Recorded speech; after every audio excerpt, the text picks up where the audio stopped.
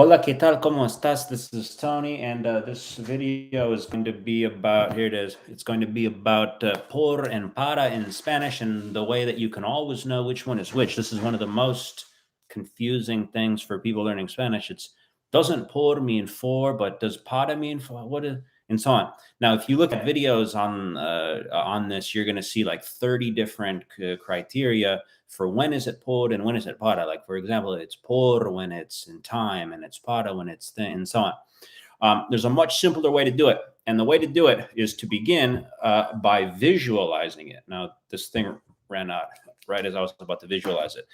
But the way is to begin by visualizing it. Do it with paper and a pen. So let's visualize para, and then let's visualize por.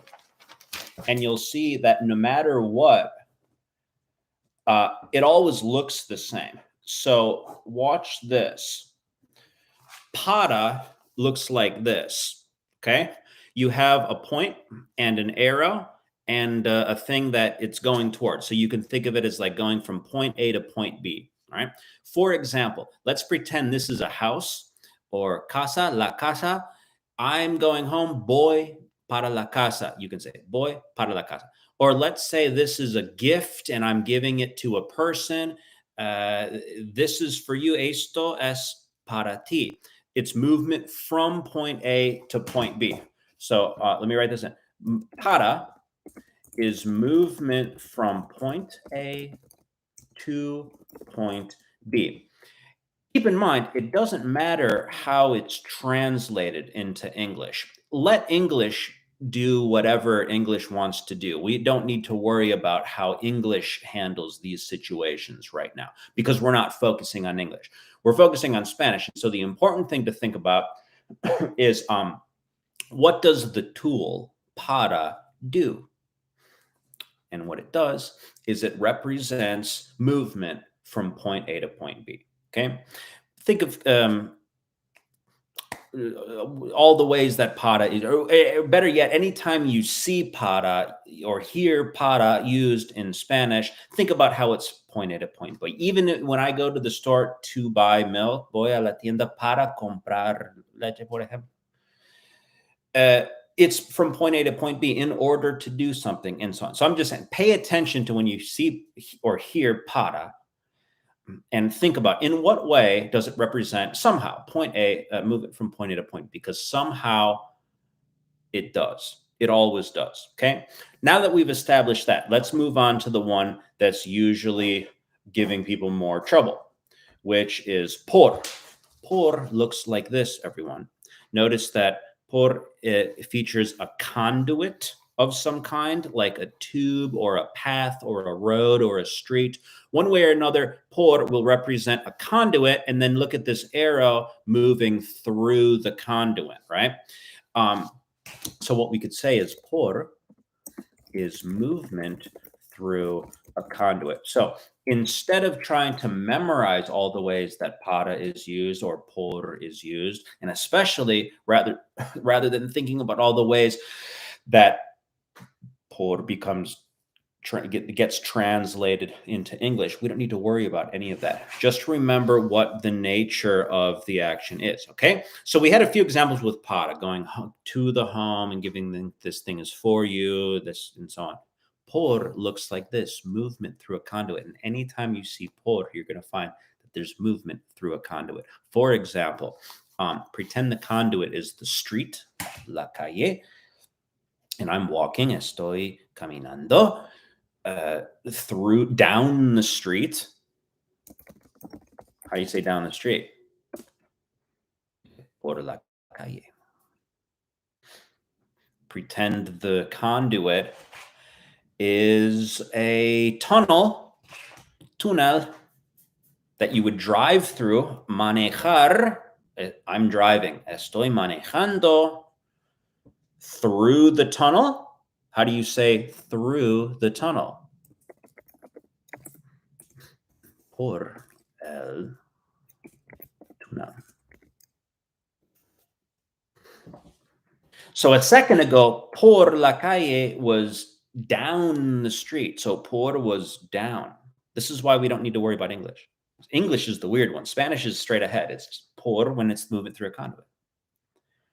Down the street, through the tunnel, across the bridge, por el puente. Imagine a path through the woods, por el camino,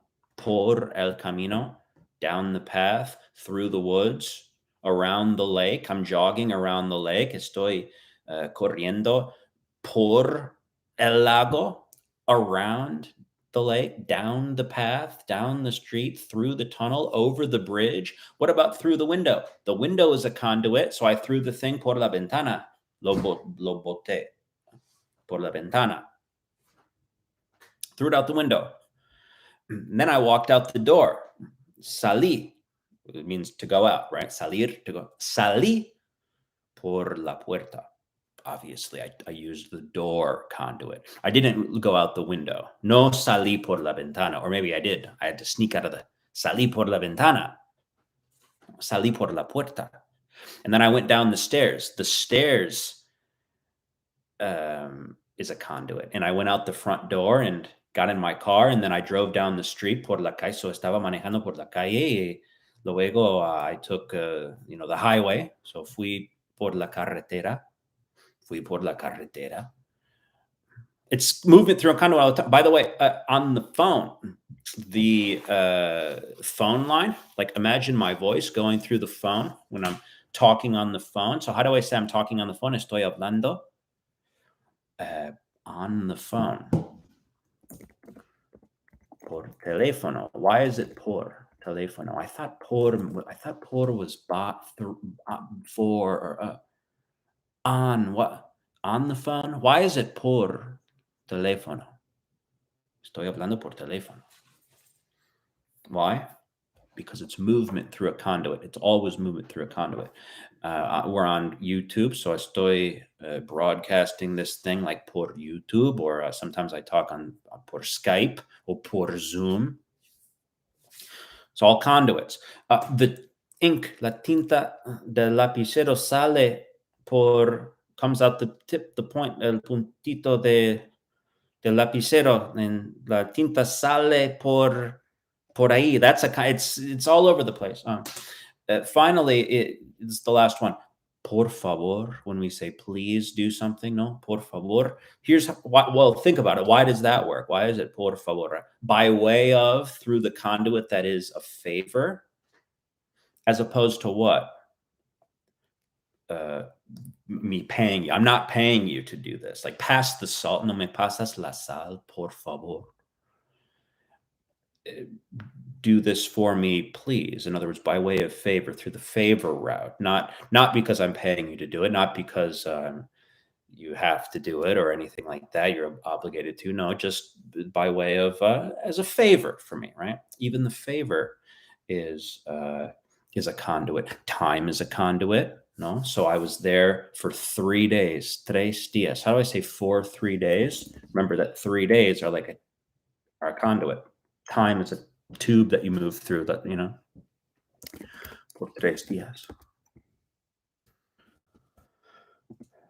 How long were you, estaba en such and such place estuve ahí por, or whatever, por 3 días, no? Por 2 semanas, and so on and so forth. Anyway, hopefully that will solve it for you once and for all, de una vez por todas. Recordando que para siempre es movimiento entre punto A a punto B. And por is always movement through a conduit. Every time you see por from now on, don't think, how does it translate? We can think how it translates if you want, just for fun, just to see how weird it gets in English. But at the end of the day, we're not worried about how it is in English. Just notice how por is used and think, in what way is it movement through a conduit? Also, tell your friends, because everyone is running around going, oh, what's the criteria? It's 150 criteria to memorize how and it doesn't need to work like that. Just think about what the tool does. All right. Movement through a conduit, everybody. I hope it helped. Let me know in the comments if you have any other questions. And thanks for watching, and I'll see you next time. Hasta luego.